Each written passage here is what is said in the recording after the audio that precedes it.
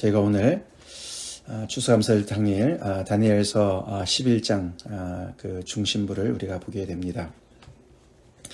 아마 유대 역사에 많은 그런 암흑기가 있었지만 지금 오늘 우리가 읽은 이 부분 BC 2세기에 이 한 비천한 사람이 나타나서 그들을 괴롭힌, 그들을 정말 박해한 그때가 가장 암흑 중에 또 암흑이 아니었을까, 그렇게 이제 역사가들이 평가를 합니다. 드디어 우리가 이제 지금까지 쭉 큰 전쟁에 대한 그런 환상의 이제 설명을 듣고 있는 중인데, 바사 제국도 잠깐 이야기를 한 다음에 그 다음에 헬라 제국에 대해서 알렉산더 대제 얘기가 나오고, 그 다음에 나라가 나뉘고, 그 남방왕과 북방왕이 계속해서 갈등을 가지고 있는 상황 속에서 드디어 이제 다니엘이 가장 중심되는 인물을 오늘 이제 드디어 이제 소개를 하지요. 그 사람이 바로 한 비천한 사람이다라고 이제 이렇게 오늘 21절에 소개가 되어져 있습니다. 사실 이 사람은 우리가 지금까지도 여러 번 살펴봤던 8장에서도 나왔었죠. 작은 뿔이라고 하는, 그렇죠? 이 순념소에 4뿔이 나왔었는데 그 중에 이제 한 뿔이 이제 점점 더 강성해져 가지고 그렇게 많은 하나님과 하나님의 백성들을 괴롭힌 그 인물 아닙니까? 작은 뿔. 바로 그 인물이죠. 이제 8장에서는 그것을 이제 그런 환상으로 설명을 했다면, 이제 그런 그 비유로 얘기했다면은, 이제 그것을 이제 11장에 와서는 이렇게 역사적인 자세한 내용으로 이제 드디어 이렇게 밝히고 있습니다. 참 놀랍지 않습니까? 거의 400년 전에 하나님께서 다니엘을 통해서 이렇게 자세한 앞으로 벌어질 일들을 이렇게 미리 말씀해 주셨다는 것이 너무나 놀랍습니다. 자, 근데 왜 이 사람이 비천한 사람이냐? 사실 이 사람도 이제 그 안티오쿠스 3세, 이 사람은 4세인데 그 아버지 3세 막내 아들이었습니다. 그래서 이제 왕가의 사람이긴 했습니다. 그 출신 성분이 비천했다기보다도 그의 어떤 인품이 좀 그랬던 것 같습니다. 그리고 사실은 따지고 보면은 그가 왕의 자리에 올라서는 안 되는 그런 사람이었던 것 같아요. 이 사람이 그 왕이 되기 전에 이 사람은 태어나면서부터 14살이 되기까지 로마의 볼모로 잡혀갔었다고 합니다. 그의 아버지가 그때 벌써 이제 로마 제국이 꽤 많은 영향력을 미치고 있는 상황이었는데, 아버지가 이 아들을 이제 볼모로 보냈던 것이죠. 그래서 자기 형인 셀루쿠스 4세가 자기 형이었는데, 그가 이제 이 셀루키드 왕조의 왕이었습니다. 그래서 이 20절에 나오는 그 왕위를 이을 자, 그게 바로 셀루쿠스 그의 형이었는데, 그가 압제자를, 이제 이 압제자는 이제 이 유다 땅에 보냈던 세금 징수원이라 그래요. 세금을 이제 거두어들이기 위해서 갔던 헬리오도로스라는 그런 인물이었다고 합니다. 좀 이제 복잡한데, 근데 이 자기 형이 갑자기 죽습니다. 갑자기 죽고 무슨 이유인지는 잘 모르지만 이 셀루쿠스 4세, 이 자기 형, 죽은 이 형의 아들, 그러니까 이제 왕이 돼야 되는 그 아들 데미트리오스라는 사람을 대신 볼모로 잡고 이 안티오쿠스 4세를 이제 방면을 하는 거예요. 그래서 이제 그 왕의 자리가 빈 것을 틈을 타서 이제 여러 가지 그런 속임수로 그가 왕의 자리에 앉았다고 그래요. 자, 그래서 그를 한 비천한 사람이다라고 이야기를 합니다. 아무도 예상치 못했던 그런 때였을 때 그가 평안한 때를 타서 속임수로 그 나라를 얻었다 그럽니다. 자, 그러니까 이제 그것이 이제 사실 이 헬리오쿠스라는 그 세금 징수원으로 이렇게 파송받았던 그 사람이 그의 형 셀루쿠스 4세를 독살했다, 이런 이야기가 있는데요. 이제 그러니까 자기가 왕의 자리에 앉으려고 했는데 이 안티오쿠스 4세가 왕의 자리에 있으니까 그가 많은 사람들을 규합해서 그를 몰아내려고 했지만 결국은 이제 그것이 패한다. 이제 23절. 동맹한 왕이라고 표현했지만 이것은 동맹한 왕이라기보다는 안티오쿠스 4세가 패위한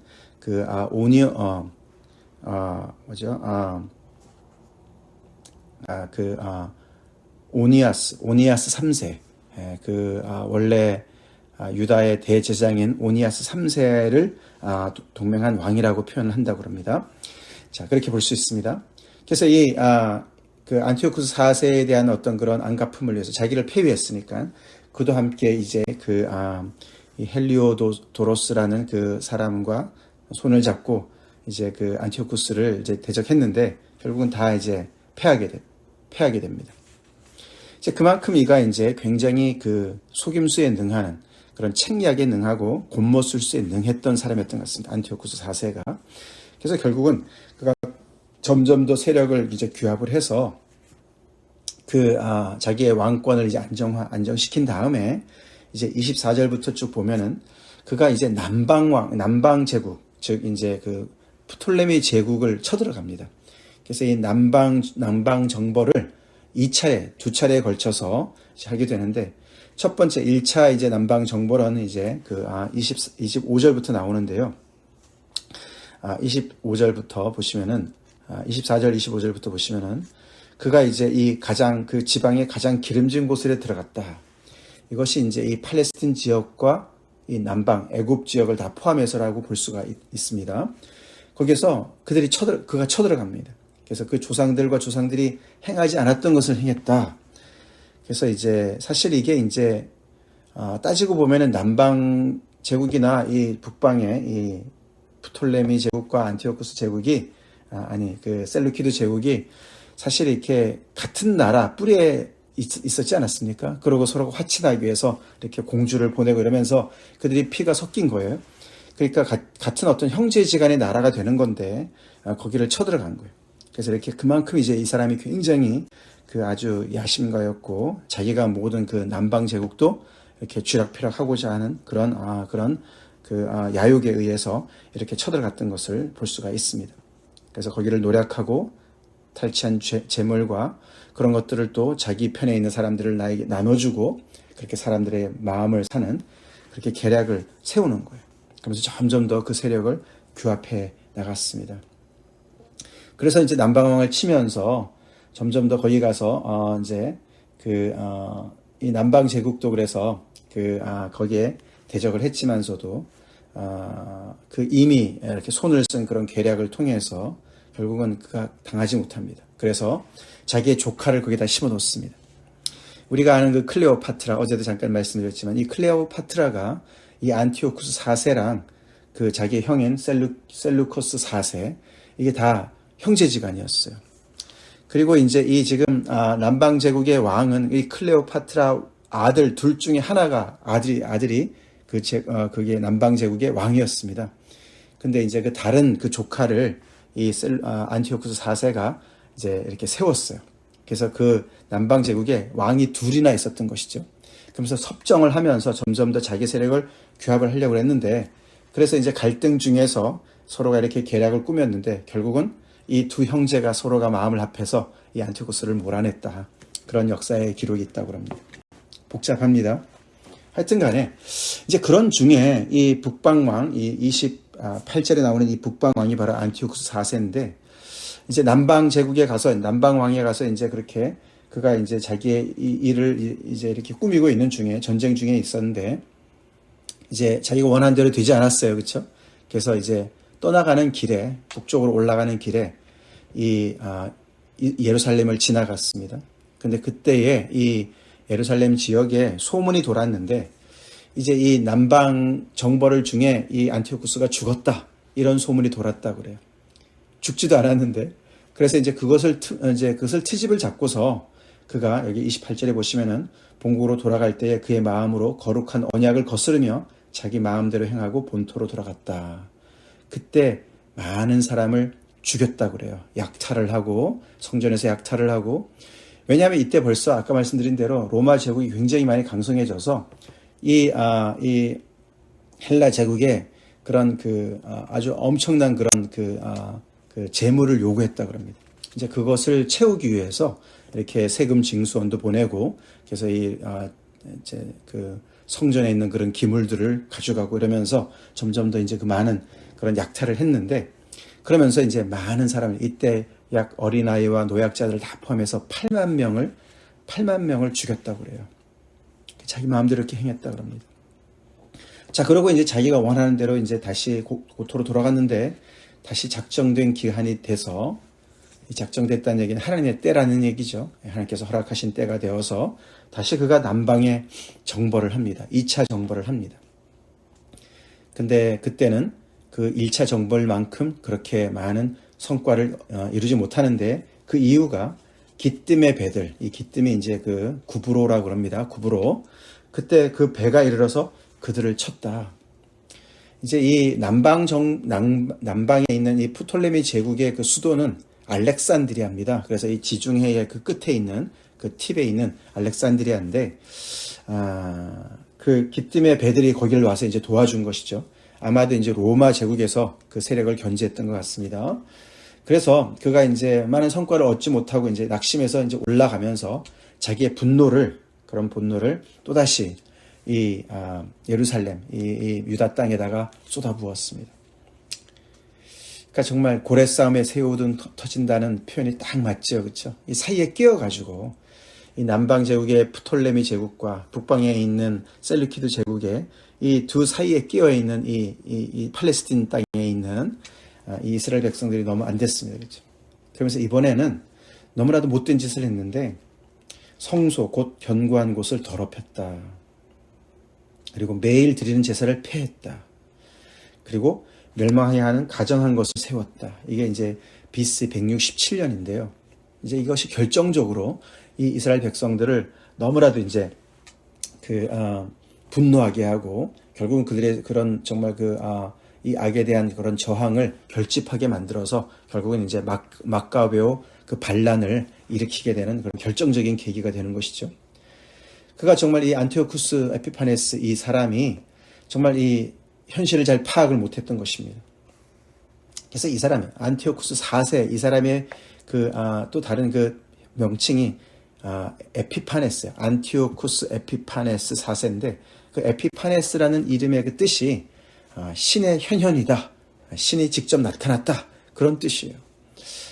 자기가 직접 지은 것인 다른 사람이 지어준 것인지 모르겠지만, 근데 보통 이 백성들은 그런 사람을 놀려서 어떻게 불렀냐면은 안티오쿠스 미치광이 이렇게 불렀다 그래요. 무슨 신의 현현은 무슨 그러면서 정신병자 미치광이 이렇게 불렀다 그럽니다. 그래서 사실 아까 비천한 사람, 그것이 어떤 그의 인격도 비천하지만 스스로를 높여서 자기가 무슨 신인 양 그렇게 자기를 높이는 그런 존재였다 그럽니다. 그래서 에피파네스라는 그 이름을 어떻게 보면 이렇게 깎아내리는, 폄하하기 위해서 그렇게 정신병자다, 아니면은 비천한 사람이다 라고 불렀다는 것이죠. 살아계신 하나님을 이렇게 정말 하나님 앞에서 이렇게 자신을 높이는, 자기를 신격화하는 그런 정말 그 엄청난 오만, 그리고 그뿐만 아니라 이렇게 하나님의 백성과 하나님의 그런 성전을 더럽힌 이런 엄청난 이런 악행을 행한 자입니다. 이 사람이 정말로 안식일을 지키지 못하게 했고요, 예배를 드리지 못하게 했고요, 그리고 또 이스라엘 백성들한테 그렇게 제사, 돼지 고기도 먹게 했다 그러고요, 할례를 행하는 사람들을 그렇게 죽였고요. 정말 그런 엄청난 짓을 했다고 합니다. 그리고 이제 이 가증한 것을 세웠다는 것은 이 성전 안에다가 제우스 신을 세웠대요. 신상을 세웠다고 합니다. 이렇게 엄청난 짓을 한 거예요. 항상 그렇죠. 이제 새벽이 가까울수록 동이 트기 바로 직전이 가장 어둡다는 말이 있듯이, 정말 이렇게 이 헬라 제국에 그렇게 점점 더 이 이스라엘 백성들을 헬라 문명으로 점점 더 쳐들어오면서 그들을 이제 압박했는데, 이 안티오쿠스 에피파네스 4세가 가장 정말 그 악한 그런 짓을 이렇게 한 것입니다. 자, 그렇게 해서 이제 이 백성들하고도 이렇게 언약을 맺으면서 이스라엘 백성들하고도 속임수로 그들을 이제 타락을 시켰다, 이런 말이 나오죠. 우리 9장에도 나왔습니다만. 근데 오직 자기의 하나님을 아는 백성은 강하여 용맹을 떨치리라. 모든 사람들이 다 거기에 넘어가진 않은 것이죠. 그래서 하나님을 아는 사람들은 넘어가지 않았다는 거예요. 아멘? 하나님을 아는 사람들, 하나님을 정말 잘 알고 섬기는 사람들은 이런 악한 자의 그런 술수에 넘어가지 않죠. 그래서 오히려 이런 때에 오히려 정말 용기를 내서 강한 용맹을 떨쳤다. 즉 이런 자들과 맞서서 싸운 것을 얘기합니다. 마카베오와 그 세력들을 얘기하는 것이죠. 사실 이 마카베오는 주다스 마카베오를 얘기하는데요. 사실 그 아버지 마따티아스라는 그 아버지가 제사장이었습니다. 그의 아들이 5명이었는데 그 중에 3명이 이 정말 이 어떻게 보면 반란의 그 주동 세력이었습니다. 그 중에서도 유명한 사람이 이제 주다스 마카베오스인데 이 마카베오라는 그 이름의 뜻은 해머, 망치라는 뜻이 있어요. 망치. 그래서 이 주다스 마카베오스가 그 중에 리더 역할을 맡습니다. 이게 이제 3남인데 제 3번째 아들인데 이 결국은 이 사람이 중심이 되어서 이 안티오쿠스 에피파네스의 이런 정말 이 만행을 정말 이렇게 정말 단죄하고 그들을 몰아내게 됩니다. 그래서 이 BC 167년에 이 가증한 것을 세웠는데 결국은 3년 후에 그것을 이제 싸워서 승리하고 모든 것을 몰아내고 성전을 깨끗하게 해서 수전절, 그래서 성전을 다시 회복하는 그런 일들이 이제 나오게 되죠. 자, 근데 여기서 보면은 이제 많은 사람들이 넘어갔다는 거예요. 타락을 했다는 것입니다. 이 안티오쿠스 에피파네스 이렇게 미치광이 같은 이런 존재에 넘어간 유대인들이 있다는 것이에요. 그들과 타협하고, 그래서 이렇게 그들과 손을 잡고, 정말 그들의 신앙, 야훼 신앙을 버리고, 이 정말, 제우스 신앙을 섬기는 그런 사람들이 있었다는 거예요. 그래서 33절에 보시면은, 백성 중에 지혜로운 자들이 많은 사람을 가르칠 것이나, 지혜로운 자들, 누가 지혜로운 자들입니까? 자기의 하나님을 아는 백성이죠. 자기 하나님을 아는 사람들입니다. 다니엘과 같이, 또 이렇게 마카베오와 같이, 그렇게 정말 야훼 신앙을 잘 알고 그 신앙의 전통을 잘 알고 그 하나님을 섬기는 목숨을 걸고 섬기는 사람들을 얘기합니다. 사실 이 지혜로운 자들이 표현에 나와 있지만 우리가 내일 볼 본문인 우리 잠깐 먼저 보겠습니다. 그 유명한 구절이죠. 12장 3절입니다. 지혜 있는 자는 궁창의 빛과 같이 빛날 것이요 많은 사람을 옳은 대로 돌아오게 한 자는 별과 같이 영원토록 빛나리라. 아멘. 그렇죠. 안티오쿠스 4세처럼 스스로를 높여서 높아지는 것이 아니라 이렇게 목숨을 걸고 하나님에게 충성하는 지혜로운 자, 하나님의 말씀에 깨어있고 하나님의 뜻에 깨어있는 자, 그 사람이 지혜로운 자죠. 그 지혜로운 자가 궁창의 빛과 같이 빛날 것이다. 높아질 것이다. 예수님처럼 그렇죠. 자기를 비워 종의 형체로 삼으신 예수님을 모든 이름에 뛰어나게 하신 것처럼 이렇게 이때도 정말 이런 정말 유혹에 정말 이렇게 넘어가지 않고 그 신앙을 지킨, 목숨을 걸고 지킨 많은 지혜로운 자들. 그래서 칼날과 불꽃과 사로잡힘과 약탈을 당해서 많은 어려움이 있겠지만서도 그러나 그것을 끝까지 정말 견디는 사람. 그래서 그 사람 중에 몇 사람이 죽습니다. 그래서 연단을 받습니다. 그래서 이렇게 많은 사람들이 정말 이렇게 순교를 당하겠지만 이때 순교당한 당한 내용들이 히브리서 11장 끝부분에 나오지 않습니까? 어떤 사람은 톱에 켬을 당하고 이런 이야기들이 나오지 않습니까? 자, 그래서 그렇지만 그들이 연단을 받아 정결하게 되는 것이죠. 그 나라가 그렇게 되는 것이죠. 그러면서 그런 대가를 치르면서 다시 그렇게 정말 신앙에 해이해졌던 많은 백성들이 하나님 앞에 바로 서게 되고 그래서 정말 결국은 이제 정한 기간 때까지 이렇게 이 암흑기가 있는 것을 이야기하고 있습니다.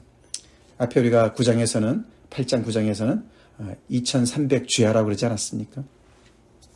자, 그래서 오늘 말씀을 통해서도 우리가 다시 한번 우리가 볼 때 계속해서 이런 인물이 나타날 것을 하나님께서 다니엘을 통해서 이렇게 예언을 해주셨던 것이 역사에 그대로 나왔습니다. 이 사람이 바로 정말 이 적그리스도의 그런 정말 대표적인 인물이 되는 것이죠.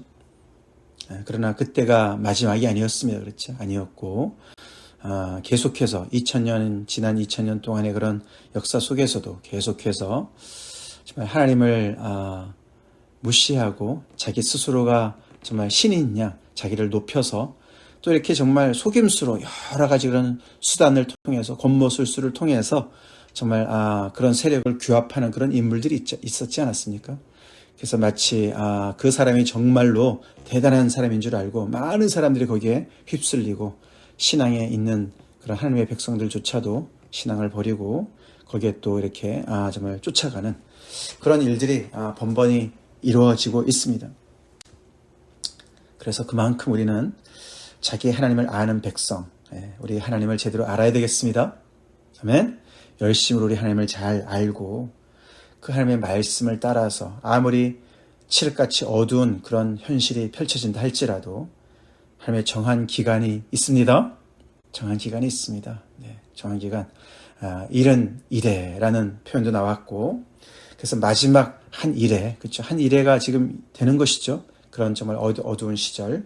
그렇지만 곧 이제 그들의 그 악의 세력의 시대는 끝나고 하나님의 나라가 이제 도래할 것을 계속해서 하나님께서는 말씀하고 계시는 것이고, 그 말씀 우리에게도 해당이 되는 것입니다.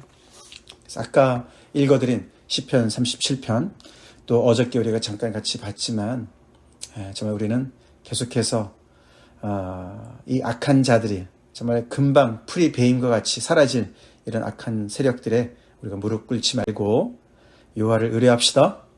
참고 기다립시다. 그래서 하나님께서 정말 온유한 자에게 땅을 기업으로 주시는 그 하나님을 온전히 신뢰하고 끝까지 하나님을 정말 붙잡고 충성해야 되겠습니다. 우리가 이 시대의 지혜로운 자들로 섭시다. 아멘. 지혜로운 자들. 누가 지혜롭습니까? 우리가 이제 다니엘서 끝나고 우리가 전도서로 돌아갑니다. 무엇이 지혜입니까? 우리가 잠언서 말씀도 묵상했지만 여호와를 경외하는 것이 지혜죠. 지혜의 근본이죠. 여호와를 아는 것이 지혜의 근본이죠. 우리가 여호와를 제대로 알지 못하면 우리는 힘에 권세에 무릎 꿇게 됩니다. 그러나 가장 큰 힘은 여호와를 두려워할 때, 여호와를 경외할 때 오는 줄로 믿습니다. 오늘도 우리가 거기에서 힘을 얻고 하나님 앞에 바로 섭시다. 다 같이 기도하시겠습니다. 하나님 감사합니다. 오늘도 하나님의 이 놀라우신 말씀, 정말 아버지 앞을 내다보면서 다니엘을 통해서 그 백성이 겪어야 될 많은 일들을 이렇게 자세하게, 특별히 BC 2세기의 안티오쿠스 에피파네스의 그런 정말 만행을 자세하게 말씀하신 그 내용, 그래서 그 시대의 많은 사람들이 정말 아버지 하나님의 이 말씀과 정한 때를 정말 아버지 보면서 아버지 이 말씀 안에서 소망 가지고 아버지 믿음을 지켰던 것처럼 저희 또한 아버지 이 시대를 살면서 이 말씀에 정말 아버지 우리가 정말 아버지 깨달음을 얻고 이 시대의 아버지 지혜로운 자로 살기를 간절히 기도합니다. 스스로를 높이는데 혈안이 되어 있는 온 세상, 아버지 세상의 권세들, 하나님을 떠난 많은 사람들, 거기에 우리가 같이 동화되어서 주님 우리 스스로를 높이는데 아버지 인생을 허비하지 않게 도와주시고, 아버지여 그래서 미쳐 돌아가지 않게 도와주시고, 하나님을 아는데 더 열심을 내게 하시며 하나님 안에서 겸손히 아버지 하나님을 바라보고 온유한 자로서 아버지 인내하며 하나님을 정말 온전히 섬기고 충성하는 저희가 되게 간절히 기도합니다. 저에게 오늘도 새 힘 주시고 악을 이길 수 있는 힘을 주시고 믿음으로 정말 아버지 견뎌낼 수 있는 힘을 더하여 주시옵소서. 온유한 마음을 더하여 주시옵소서. 예수님을 본받게 도와주시옵소서. 아버지 그리하여서 하나님께서 정말 궁창의 빛과 같이 빛나게 하시는 그 순간을 우리가 정말 기다리며 아버지 오늘도 인내하며 승리하는 저희가 되게 하여 주시옵소서. 예수님 이름 받들어 간절히 기도 올려옵나이다. 아멘.